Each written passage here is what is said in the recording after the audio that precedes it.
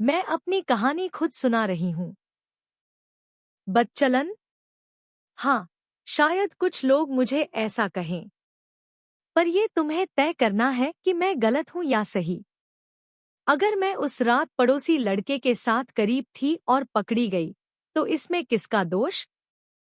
मेरा, मेरे पति का या मेरे ससुर का? तुम ही बताओ। मैं हर एक बात, हर एक पल का हिसाब दूंगी कि उस रात क्या हुआ। कैसे मैं उस लड़के के करीब आई, कैसे पकड़ी गई, और फिर कैसे मेरे पति और ससुर ने मेरे साथ वक्त बिताया। और ये भी बताऊंगी कि आखिर में क्या हुआ, जिससे हम तीनों के दिल की चाहत पूरी हो गई। मैं दिल्ली में रहती हूँ। एक साधारण सी औरत, घर संभालती हूँ। मेरे घर में मैं अकेली औरत हूँ। मेरे पति, संजय, और मेरे ससुर, रमेश जी, बस यही मेरे साथ रहते हैं। संजय उनके इकलौते बेटे हैं और मेरी सास का देहांत हो चुका है। घर की सारी जिम्मेदारी मुझ पर है।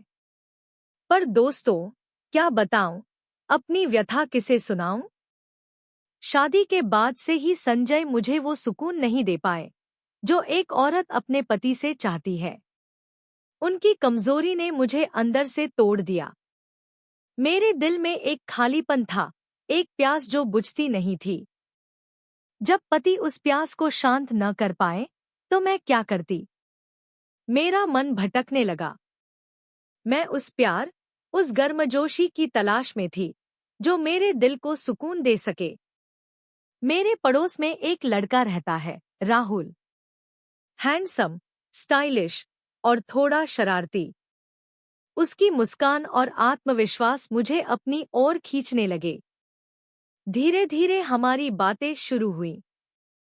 पहले तो बस सामान्य बातें, फिर व्हाट्सएप पर हम खुलकर बात करने लगे। हमारी बातें गहरी होती गईं और एक दिन हमने एक दूसरे को अपने दिल की बात कही। हमने वीडियो कॉल पर एक दूसरे को देखा और मेरे दिल की धड़कनें तेज हो गईं। उसकी बातें, उसका अंदाज, सब कुछ मुझे दीवाना बना रहा था।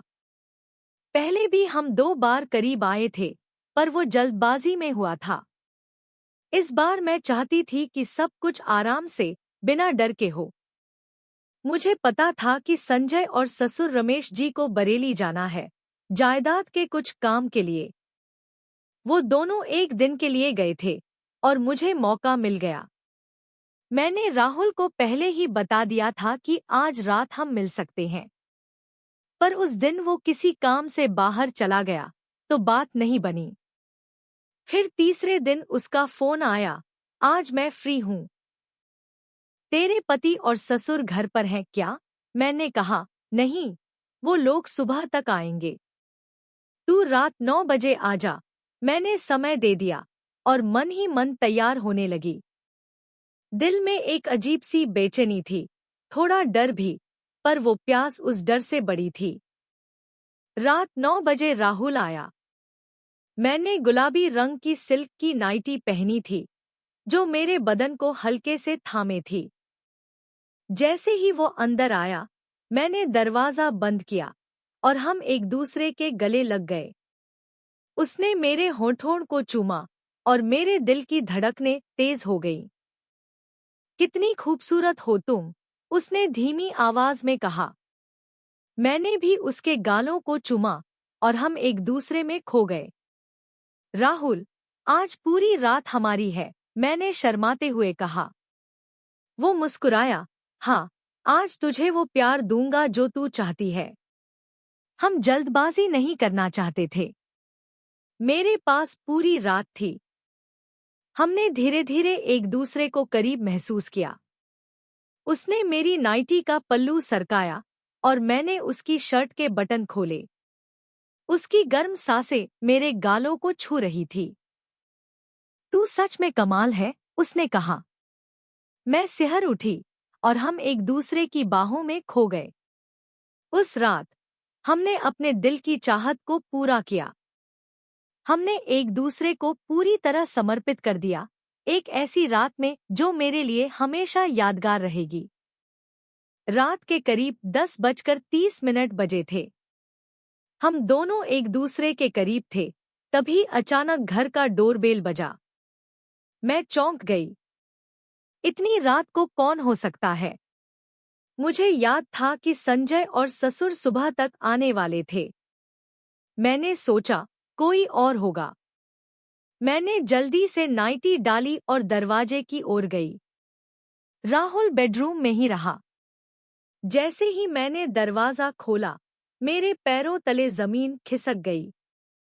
संजय और रमेश जी दोनों बाहर खड़े थे। तुम लोग? इतनी जल्दी? मैं हकलाते हुए बोली।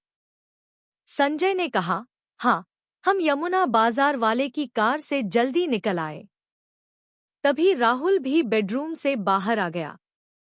मेरी कुछ चीजें फर्श पर बिखरी थी और संजय ने उन्हें देख लिया। ये क्या है? उसने गुस्से में पूछा। रमेश जी भी भड़क गए। ये क्या कर रही थी तू? मैं डर गई, पर मेरे अंदर का गुस्सा भी जाग उठा। तुम लोग मुझे दोष दे रहे हो? संजय, तुमने मुझे कभी वो प्यार, वो सुकून नहीं दिया जो मुझे चाहिए था। मेरी भी जरूरतें हैं, मैं चिल्लाई। मेरी बात सुनकर दोनों और भड़क गए। संजय ने दरवाजा बंद किया और बोला, आज तुझे दिखाता हूँ कि प्यार क्या होता है। रमेश जी ने कहा, आज तेरी सारी बेचैनी हम दूर कर देंगे। मुझे बेडरूम में ले गए। मेरे दिल में डर था, शर्म थी, पर कहीं ना कहीं एक अजीब सा जोश भी था। संजय ने मुझे अपनी बाहों में लिया और उस रात उसने मुझे वो प्यार दिया जो मैं सालों से तरस रही थी। रमेश जी ने भी मेरे साथ वक्त बिताया और हमने उस रात अपने दिल की सारी चाहतें पूरी की। हमने एक दूसरे को पूरी तरह समर्पित कर दिया, बिना किसी शर्म या डर के। सच कहूं, उस रात मुझे पहली बार वो सुकून मिला जो मैं सालों से चाहती थी। संजय को अपनी ताकत का एहसास हुआ, रमेश जी की सालों की प्यास बुझी और मेरे दिल की आग शांत हो गई। सुबह तक हम तीनों थककर चूर हो गए, पर खुश थे। अब तो ये सिलसिला चल पड़ा है। कभी संजय, कभी ससुर जी, मैं हर रात संतुष्ट हूँ। गलत हो या सही, पर अब मेरा दिल सुकून में है। तो दोस्तों, आप ही बताओ, क्या मैं गलत थी? जब पति वो प्यार न दे, तो औरत क्या करे? अपनी राय जरूर बताइए।